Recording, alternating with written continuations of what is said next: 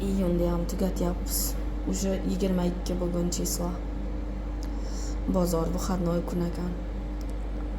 Osh qilyapmiz. Kelaverasizlar, yaxshilar. Maza qilib oshimiz. Oshni ham boshladik.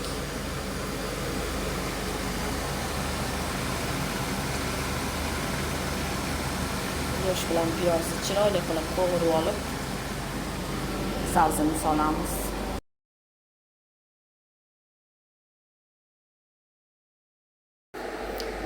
Oshga kelaverasizlar mana. Oshimiz tayyor.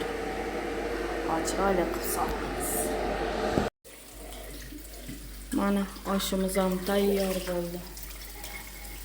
Opamizga ham chiroyli qilib solib qo'ydik.